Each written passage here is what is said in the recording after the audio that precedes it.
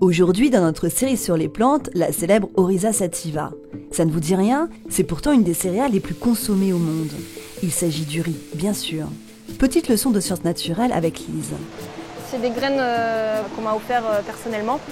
Donc du coup, j'ai voulu faire une petite expérimentation. C'est une plante subtropicale. Et du coup, donc, on est carrément dans l'environnement idéal pour elle. Lise a choisi de ne pas inonder le riz, comme il est souvent pratiqué, pour avoir de plus grands rendements.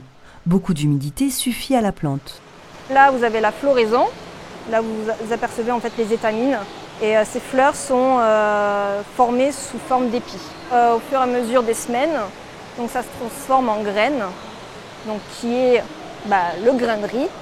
Là, vous avez les grains de riz qui sont vertes, donc qui sont pas mûres, entre guillemets, et là, qui commencent à mûrir. Donc en fait, si je prends par exemple cet épi, et bien là, on voit que clairement, la globalité des graines sont mûres par rapport à la couleur, qui est comme du blé en fait. Lise peut donc récolter les premiers épillets. Pas de quoi nourrir les animaux du dôme, bien sûr, mais suffisamment pour en ressemer.